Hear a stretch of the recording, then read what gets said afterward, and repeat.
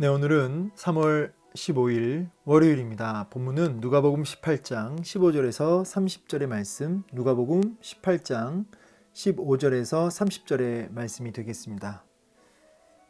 제가 읽겠습니다. 사람들이 예수께서 만져주심을 바라고 자기 어린 아기를 데리고 오매 제자들이 보고 꾸짖거늘 예수께서 그 어린 아이들을 불러 가까이 하시고 이르시되 어린 아이들이 내게 오는 것을 용납하고 금하지 말라. 하나님의 나라가 이런 자의 것이니라. 내가 진실로 너희에게 이르노니 누구든지 하나님의 나라를 어린아이와 같이 받아들이지 않는 자는 결단코 거기 들어가지 못하리라 하시니라. 어떤 관리가 물어 이르되 선한 선생님이여 내가 무엇을 하여야 영생을 얻으리이까? 예수께서 이르시되 내가 어찌하여 나를 선하다 일컫느냐? 하나님 한 분 외에는 선한 이가 없느니라. 내가 계명을 안 하니 간음하지 말라, 살인하지 말라, 도둑질하지 말라, 거짓 증언하지 말라, 내 부모를 공경하라 하였느니라. 여짜오되 이것은 내가 어려서부터 다 지켰나이다. 예수께서 이 말을 들으시고 이르시되 내게 아직도 한 가지 부족한 것이 있으니 내게 있는 것을 다 팔아 가난한 자들에게 나눠주라. 그리하면 하늘에서 내게 보화가 있으리라. 그리고 와서 나를 따르라 하시니 그 사람이 큰 부자이므로 이 말씀을 듣고 심히 근심하더라. 예수께서 그를 보시고 이르시되 재물이 있는 자는 하나님의 나라에 들어가기가 얼마나 어려운지 낙타가 바늘귀로 들어가는 것이 부자가 하나님 나라에 들어가는 것보다 쉬우니라 하시니 듣는 자들이 이르되 그런즉 누가 구원을 얻을 수 있나이까? 이르시되 무릇 사람이 할 수 없는 것을 하나님은 하실 수 있느니라. 베드로가 여짜오되 보옵소서 우리가 우리의 것을 다 버리고 주를 따랐나이다. 이르시되 내가 진실로 너희에게 이르노니 하나님의 나라를 위하여 집이나 아내나 형제나 부모나 자녀를 버린 자는 현세에 여러 배를 받고 내세 영생을 받지 못할 자가 없느니라 하시니라. 아멘. 네, 오늘 이제 본문 누가복음 18장 15절부터 이제 보는데 오늘 말씀은 역시 문맥적 흐름에서 본문을 봐야지 이 본문에 대한 오해가 없고 또 정확한 주해가 되겠습니다. 뭐 여기뿐만 아니라 항상 성경을 보실 때는 앞뒤 문맥을 살펴보시면서 본문을 조명해야 바르게 해석이 되고요. 또 성경 전체를 또 할 수만 있으면 성경 전체를 조명해서 충돌이 되지 않아야 바른 해석이 될 수 있겠습니다. 오늘 이제 본문은 우리가 앞에서 이제 바리새인과 세리의 비유, 그래서 이 바리새인은 자기의 의로움과 자기의 가지고 있는 자격과 조건들을 내세우며 하나님 앞에 기도했고 세리는 자신이 죄인이라고 하면서 불쌍히 여기소서 하면서 나는 죄인으로소이다 하면서 자기에게 그 어떤 자격도 조건도 합당하지 않은 죄인임을 철저히 고백하게 되죠. 그때 하나님이 세리의 기도는 받으시고 의롭다 하시고 또 바리새인은 아니라 하셨죠. 사실 이 메시지 전에도 18장의 이제 앞부분에 보면 이 과부가 자기 원을 풀어달라고 이 재판장, 불의한 재판장에게 끊임없이 나아가죠.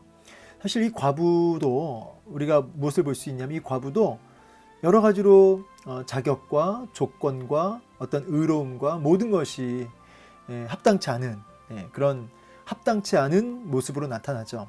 이 여인도 연약한 사람이고 오늘 세리도 그렇게 참 자격 없는 자로 보여지죠. 오늘 본문 이 어린아이에 대한 비유도 그와 같습니다. 오늘 이 어린 아이가 아니고요. 어린 아기로 나오죠. 그래서 이제 원문의 의미로 봐도 이게 이제 거의 신생아라고 보시면 되겠습니다. 사람들이 예수님께 이제 나오는데 이제 엄마들, 뭐 아빠들도 있겠지만은 예수님께 나와서 이제 그 신생아와 같은 정말 어린 아이를 이렇게 예수님께로 이제 나오는 거죠. 데리고 안고 나오겠죠. 왜 나왔을까요? 만져주심을 바라고. 이게 뭐 어떤 대단한 믿음이 있었다기보다는 당시에 어떤 성인이나 어떤 능력 있는 사람들의 어떤 이런 터치가 있으면 그 능력이 임한다는 어떤 그런 약간의 미신적 믿음이 있었고요. 그래서 예수님 또 실제로 예수님께서 만져주실 때 치유의 역사들이 일어났지 않습니까? 당시에. 그래서 자기 자녀들이 복받기를 원하는 그런 마음으로 이렇게 예수님께 나와서 만져주심을 바랬던 것이죠. 예나 지금이나 이 부모의 사랑, 자녀들을 향한 부모의 사랑은 지극한 것 같습니다.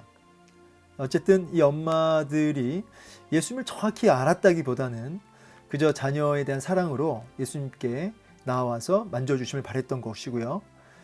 근데 제자들이 이제 꾸짖습니다. 왜 꾸짖죠? 일단은 우리 예수님께서 이제 이런 일로 이제 체력이나 여러 가지로 소모되지 않기를 원했던 것일 수 있습니다. 제자들은 예수님을 사랑했고 또 예수님이 그 바쁜 스케줄과 그 많은 사역을 이제 감당해 내셔야 되고 많은 환자들을 또 치유하셔야 되는데 아니 엄마들이 그 애들 안고 온 거예요. 그런 거는 이제 그냥 좀 물러나라는 거 양보하라는 거죠. 지금 그런 걸로 지금 예수님이 사역하셔야겠냐고. 지금 애들 뭐 복 빌어주고 이렇게 그렇게 그게 아니라 지금 사역을 하셔야 되고 로마를 지금 박살을 내셔야 되고 이런 분이신데 지금 애들이나 데리고 와서 되겠냐는 거죠. 어쩌면 제자들 입장에서는 뭐 이렇게 하는 게 주님을 위하는 행동이었고 또 너무 이 엄마들이 좀 무례하다 이렇게 생각할 수도 있고 또 예수님을 보호하기 위함도 있을 수 있습니다. 그런데 우리 예수님께서는 그런 제자들을 오히려 꾸짖죠. 뭐 마가복음 10장에는 이제 노하셨다 이렇게 표현까지 하는데 이제 그 이유는 이제 뭡니까? 주님의 마음은 그렇지 않은 거거든요. 주님의 마음은 이 어린 아이들이 환우를 치료하는 역사, 또 안진병을 일으키는 역사, 뭐 이런 말씀을 가르치는 역사들, 귀신을 쫓아내는 역사들만큼 이 어린 아이들을 이렇게 사랑하시고 그들에게 복 주시기를 원했죠.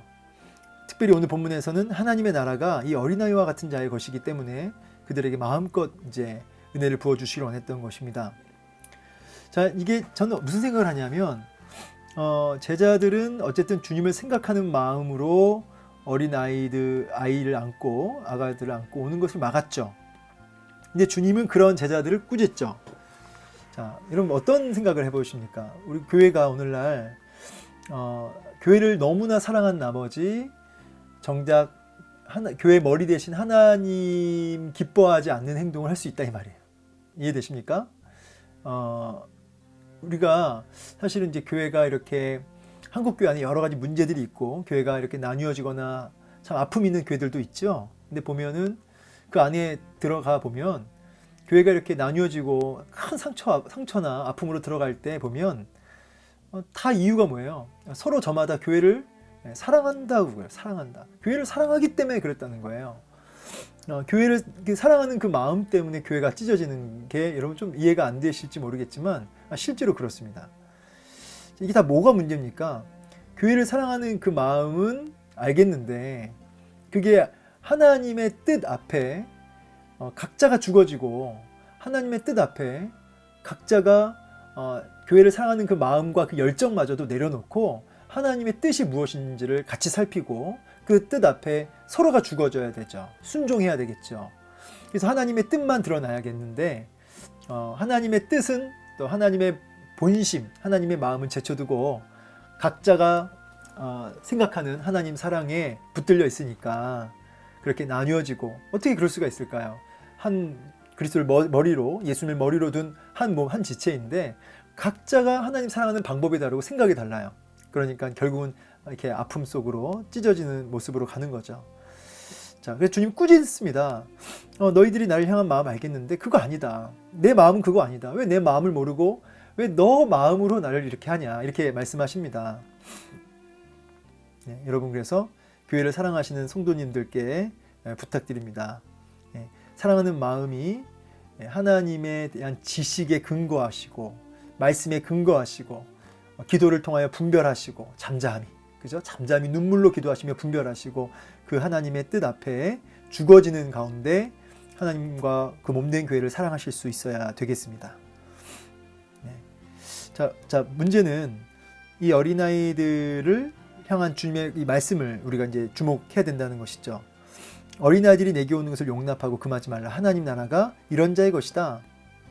이런 자라는 건 뭡니까? 이 어린아이는요, 성경에 긍정적 의미로도 쓰이고 부정적 의미로도 씁니다. 어린아이 뭐 굉장히 고집적이고 무지하고 약하고 뭐 이런 의미도 있고 때로는 순수하고 겸손한 이런 긍정적인 측면도 있죠. 자, 오늘 이 본문에서 이 어린아이는 뭐 두 가지 의미를 다 적용해 볼 수 있지만 중요한 건 뭐냐면 문맥의 흐름에서 볼 때 세리와 같은 존재, 과부와 같은 존재. 다시 말하자면 너무나 약하고 어쩌면 그야말로 철저한 의존적 존재. 그렇죠? 신생아 생각해 보세요. 여러분 신생아 얼마나 약합니까? 얼마나 의존적입니까? 부모의 품을 떠나면 바로 여러분 살 수가 없는 게 어린아이 신생아 아닙니까? 근데 하나님 나라가 이런 자의 것이라는 거예요. 아까 세리도 그렇고 이 과부도 그렇고 이 어린아이도 그렇고 다 공통적인 게 뭐냐면 의존적 존재라는 거예요. 정말 자격 없고 합당한 어떤 능력도 없고 아무것도 스스로 할 수 없는 하나님 나라에 들어갈 수 있는 자격이 전혀 없는 의존적 존재. 그에게 하나님 나라가 있다라는 것이죠. 참 중요한 메시지가 아닐 수 없습니다. 이 결국 뭐냐면 은혜만을 필요로 하는 존재를 가리키는 거예요. 은혜만을 갈망하고 은혜 아니면 정말 그 어떤 희망과 소망도 없는 존재. 그게 어린아이고, 그렇죠? 그게 사실 세리고 과부죠. 자, 내가 진실로 너에게 이르노니 누구든지 하나님의 나라를 어린아이와 같이 받아들이지 않는 자는 결단코 거기 들어가지 못한다. 참 구원에 대한 문제인데 어린아이와 같이 받아들이지 않는 자 어떤 뜻입니까? 어린아이와 같이 지금 이제까지 제가 드린 말씀이랑 같은 얘기죠. 어린아이와 같이 받아들인다 이 말은 전적인 은혜와 선물로써 하나님의 나라를 받아들이는 자를 뜻해요. 하나님 나라를 어떻게 받는다고요? 내 노력과 자격과 능력으로 받아들이는 것이 아니라 전적인 선물로, 전적인 은혜로 하나님의 나라를 받아들이는 자, 그에게 하나님 나라가 주어지고요. 받아들이지 않는 자, 전적인 선물로 받아들이지 않는 자는 결단코 거기에 들어가지 못한다. 이렇게 말씀하시죠. 그러면서 갑자기 부자 이야기로 나옵니다. 역시 큰 메시지가 이제 큰 문맥적 흐름이 연결된다고 할 수 있겠고요. 이 부자가 이제 와서 뭐라고 하냐면 선한 선생님, 내가 무엇을 하여야 영생을 얻으리이까? 이렇게 질문하죠. 뭐 얻으리이까 할 때 얻다라는 이 단어는 상속하다라는 의미로 그 의미가 또 그 안에 있고요. 하나님 나라에 대한 천국 구원에 대한 그 방법을 질문하죠. 어떻게 하면 영생을 내가 상속받을 수 있습니까? 자, 그러자 예수님께서 너가 어찌하여 나를 선하다 일컫느냐? 하나님 한 분 외에는 선한 이가 없다. 이렇게 말씀을 반박하십니다. 사실은 이 질문의 속 의도는 뭐냐면 너가 지금 질문하고 있는 나 예수를 진짜 아느냐라는 질문이기도 해요.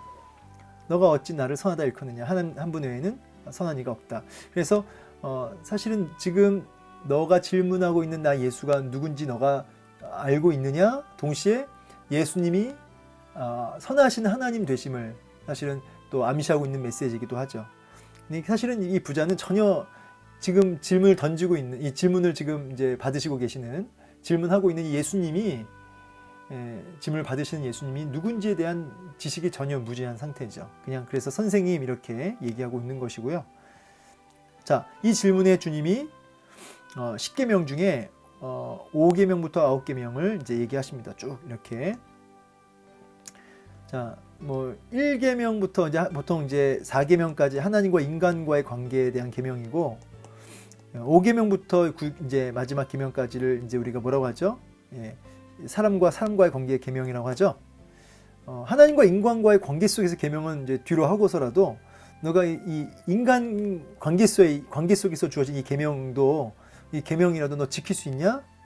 라고 질문하실 때 내가 어려서부터 지켰습니다. 이제 아마 이 부자가 아주 독실한 유대인이기도 하고 또 유대인들은 어려서부터 실제로 이렇게 말씀에 철저하게 순종하는 훈련을 하죠. 이 말이 뭐 거짓말이다 아니다 이거는 뭐 중요한 의미가 아니고요. 분명히 이렇게 또 열심히 했을 겁니다. 자, 근데 이 말씀을 들으시고 뭐라고 말씀하시냐면 너한테 부족한 게 있다는 거예요. 한 가지. 그게 뭐냐면 갑자기 뜬금없이 너의 소유를 다 팔아 가난한 자들에게 주라. 너무 깜짝 놀랄 이야기죠. 그리고 나를 따르라. 하늘에 내게 보화가 있으리라. 이렇게 말씀하십니다. 주님은 왜 이렇게 질문했을까요? 이 사람이 큰 부자임을 알고 계셨죠. 그러면서 부자가 천국에 들어갈 수 없다는 이야기를 하세요. 여기 보시면 재물이 있는 자는 하나님 나라에 들어가기 얼마나 어려운지 낙타가 바늘귀로 들어가는 것이 부자가 하나님 나라에 들어가는 것보다 쉽다. 이 말은 뭐예요? 낙타가 어떻게 바늘 구멍에 들어가겠습니까? 못 들어가죠. 이 말은 부자는 천국에 들어갈 수 없다는 말이거든요. 자, 근데 사실 여러분 아브라함도 부자고요. 다윗도 뭐 따지고 보면 부자죠. 욥은 부자 아닙니까? 욥도 부자지. 그죠? 성경에 부자들이 많습니다. 사실 바울도 뭐 그가 가지고 있었던 자산이 많았다고도 하는데요. 근데 중요한 건 뭐냐면 제가 뭐 얘기한 적이 있지만 이 부자라고 했을 때 여러분 이 부자의 의미가 은행 잔고에 금액, 액수가 얼마 있느냐가 이제 아니고 사실 부자의 그 진짜 의미는 이 물질을 주인으로 모시는 거죠. 이 돈을 주인으로 모시는 삶. 다른 말로는 돈에 대해서 내 거야 하면서 돈을 움켜쥐는 사람. 예. 돈에 붙들리고 돈이 힘이고 나의 힘이 되신 여호와여가 아니라 돈이 힘인 사람. 그렇죠? 그가 이제 부자라는 거죠. 어쨌든 이 부자에게는 이 돈이 이 사람의 참 그 힘이 없으며 움켜쥐고 있는 그런 부분이었던 것이에요. 여러분 근데 이렇게 말씀을 드리지만 하나님과 재물을 겸하여 섬길 수 없다라고 주님 말씀하시죠. 이 재물이라고 하는 건 이 자체로 굉장한 파워를 지니고 있어요. 그래서 하나님이 나의 인생의 주인이고 돈은 내 인생의 주인이 아닙니다. 내 거야 하면서 나는 돈을 움켜쥐지 않습니다. 라고 고백을 하실지라도 그래도 돈이 많으면 많을수록 참 그렇게 살기가 어렵다는 얘기를 드리고 싶어요. 그렇다고 이 물질을 나쁘다고 말하는 것이나 또 물질 자체를 제가 이렇게 터부시하는 건 절대로 아닙니다. 물질도 복이 되는 거죠. 하나님이 주시면. 그런데 이 물질이 그만큼 파워가 있고 이 강력한 어떤 유혹이며 힘입니다. 이 물질 자체가. 그래서 이것을 움켜쥐지 않는다는 게 결코 말처럼 쉬운 일이 아니고 지식처럼 이렇게 쉬운 게 아니라는 거 뭐 다 아실 줄로 알아요. 근데 주님은 너의 주인이 누군지를 분명히 하라. 그래서 다 팔아 가난한 자들에게 나눠줘라 라고 하시죠. 사실은 이 주님의 이 명령의 핵심은 뭐냐면 나를 따르라예요. 나를 따르라. 나를 따를 때 너의 주인을 분명히 하라는 거거든요. 예수님을 따라갈 때 너의 주인을 분명히 하라. 재물이 아니고 누가 된다는 거야? 예수 그리스도만을 주인으로 모시고 따라와야 된다는 거예요. 여러분 이 보화, 이 밭에 감추인 보화 이야기 기억하시죠? 밭에 보화가 숨겨져 있는데 이거를 모르는 거예요, 사람들이. 그러니까 이 밭에 대해서 관심이 없죠. 그런데 어떤 사람이 이 밭에 감춰진 보화를 발견했어요. 그럴 때 어떻게 합니까? 자기의 모든 소유를 다 팔아서 이 밭을 사는 거예요. 왜요? 이 밭 안에 감춰있는 보화의 가치를 아니까. 우리는 하나님 나라의 가치를 아는 자들이죠. 그래서 나에게 주어진 재물과 시간과 젊음과 에너지를 기꺼이 하나님 나라의 가치를 아는 자로서 그것을 투자할 수 있는 거죠. 하나님 나라를 위하여. 뭐 극단적으로 어디 이단처럼 여러분 당장 집을 다 팔아가지고 부동산 다 팔아서 헌금하라는 그런 의미 아닌 거 아시겠죠? 그런 의미는 아닙니다. 중요한 건 여러분에게 주어진 시간과 물질과 모든 하나님이 허락하신 것들을 여러분의 주인 되시는 예수 그리스도께 집중하고 그분을 위하여 나의 삶을 헌신하고 나의 재물을 쓸 수 있어야겠습니다. 자, 이제 중요한 거는 이 부자가 결국은 마음에 근심합니다.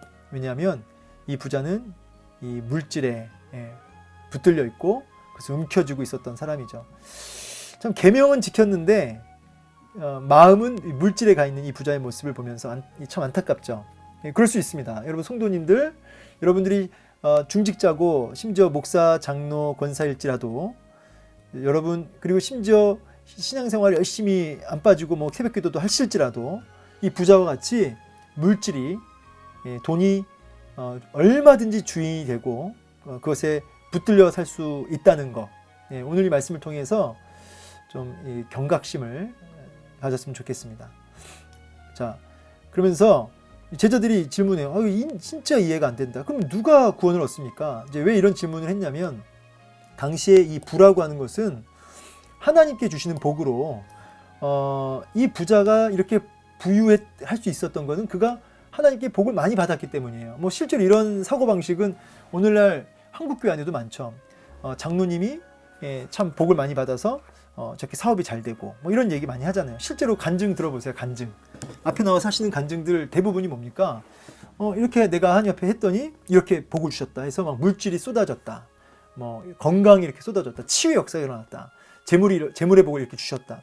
우리는 대부분 이런 어떤 성공담이라는 게 좀 이상한데 이게 미담이죠. 그래서 정말 내가 이렇게 해서 하나님 복을 주셨다라고 하는 성공했다라고 하는 그런 간증들을 많이 하죠.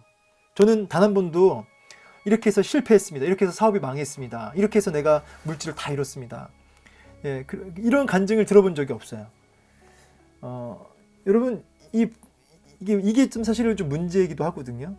여러분 그냥 쉬운 예로 고등학교 때 수련회 다 빠지고 열심히 학원을 다닙니다. 애를. 그래서 서울대를 갔어요. 또 한 명은 어때요? 열심히 수련회도 안 빠지고 학원도 빠지면서 주일 성수를 했습니다. 근데 우리는 모두가 기대하는 것은 이 열심히 한 애가 서울대를 가는 거고 주일도 빠지고 수련회도 빠지고 교회를 다 빠지고 그리고 공부한 이 친구는 뭐 좀 잘 안 되기를 바랄 수 있겠지만 여러분 현실적으로 주일 성수 안 하고 학원 다니면서 또 수련회도 빠진 이 친구가 뿌린 대로 거두는 것이죠. 서울대를 갈 수 있는 거죠. 훨씬 더 가능성이 높아요, 사실은. 자, 그래서 이제 재수하게 되고 한 명은 교회 열심히 나왔던 친구는 또 그리고 교회를 고3 내내 안 나왔던 이 친구는 좋은 대학교를 갔다고 합니다. 자, 이제 나중에 대학교 앞에서 이제 대학부에서 이제 간증을 시키는데 누구를 간증시킬까요? 명문대를 들어간 그 아이를 앞에 세우고 간증을 시키는 거죠. 우리 교회가 그랬다는 게 아니고요. 이런 사례들이 있다는 거죠. 이렇게 했더니 이렇게 좋은 대학으로 하나님 인도해 주셨습니다. 여러분 이게 이제 뭐가 문제냐면 이 복이라고 하는 게 뭔지를 이게 너무나 세속적 복의 가치에 붙들려 사는 한국 교회의 문제라는 거예요. 한국 교회 안에 이미 이 세속화, 하나님의 나라, 뭐 영원한 천국, 뭐 하늘의 복 이런 것들은 이제 사실은 굉장히 멀어진 얘기고요. 뭐 정말 이 물질, 이 세속적인 어떤 이런 번영 신학이 깊이 들어와 있죠. 재수하면서 나아가서 하나님 앞에서 내가 순종하였고 이렇게 자기의 실패 속에서 하나님의 뜻을 찾으며 순종하며 나아가는 이런 간증은 왜 없을까요? 그것을 왜 우리는 귀하게 보지 못할까요? 우리 안에도 이미 세상이 들어와 있기 때문이죠. 자, 주님은 이제 제자들이 이런 질문의 의도를 정확히 아시죠. 이 사람이 아니면 누가 구원을 얻냐고. 이렇게 11조도 많이 하고 이렇게 열심히 복 받은 사람인데 하나님께. 주님의 답은 이겁니다. 사람은 할 수 없지만 하나님은 할 수 없다. 전체적인 문맥의 흐름에서 결국은 이 신생아, 아까 어린아이도 그렇고 결국은 전적인 하나님의 은혜로 선물로 주어지는 것이 뭐예요? 구원이라는 거예요. 그런데 이 부자는 결국은 자기의 자격과 조건, 어떤 무엇을 하여야 영생을 얻으리까? 상속받을 수 있겠습니까? 내가 무엇을 하여야 상속받겠습니까? 내가 그 상속받으려면 어떻게 해야 됩니까? 라고 하는 어떤 자신의 의와 자격과 조건을 내세우고 있는 거죠. 안 된다는 거예요. 그렇게 가지고 안 된다는 거죠. 네가 아무리 노력해도 하나님 나라에 들어갈 점수 함량 미달이다 이 말이에요. 함량 미달. 우리는 다 함량 미달이에요. 베드로가 여짜오되 보옵소서 우리가 다 버리고 주를 따랐나이다. 그래서 내 형제나 부모나 자녀를 버린 자. 여기 이것도 오해하지 마십시오. 아내, 형제 다 버려야겠다 그 뜻이 아니죠. 여기 지금 아내, 집 이게 다 뭡니까? 이게 목숨처럼 소중한 거잖아요. 목숨처럼. 여기 지금 돈이 빠졌는데 목숨처럼 소중한 거죠. 자녀 다. 자, 이 땅이 가장 생명처럼 여기는 그 무엇보다도 우선순위가 뭐야 된다? 하나님 나라. 여기에 가치가 있다는 거예요. 여기. 예, 우리는 돈, 집, 아내, 형제, 부모, 자녀 이것이 아니라고 말할지라도 사실은 상당 부분 이것의 가치가 하나님 나라의 가치보다 앞서는 경우가 많다는 거예요. 정직하게 하나님 나라의 가치보다 이와 같은 것이 가치가 훨씬 앞선다는 거죠. 이 버린다는 거는 결국 정말 너의 인생의 가치, 최고의 가치가 어디에 있냐, 어디에 있냐. 자, 말씀을 이제 마무리하겠습니다. 우리는 하나님 나라의 가치를 알 때, 그것이 보화임을 알 때, 그것을 갈망하게 되고, 그것을 향해 우리는 투자하게 되죠. 하나님 나라를 소망하게 됩니다. 그리고 깨닫죠. 아, 내 힘으로는, 내 자격으로는 난 안 되는구나. 자기를 부인하며 전적인 하나님의 은혜 앞에 목말라 하게 됩니다. 엎드리게 되는 것이죠. 여러분, 어린아기가 바로 나고요. 세리가 바로 납니다. 오늘 그 사실을 깨닫고 사람을 할 수 없을 때 하나님을 하실 수 있느니라, 이 고백이 우리의 모든 소망임을 기억하며 그렇게 하나님의 전적인 은혜 앞에 나아갈 수 있는 저와 여러분 되기를 주의 이름으로 축원합니다. 감사합니다.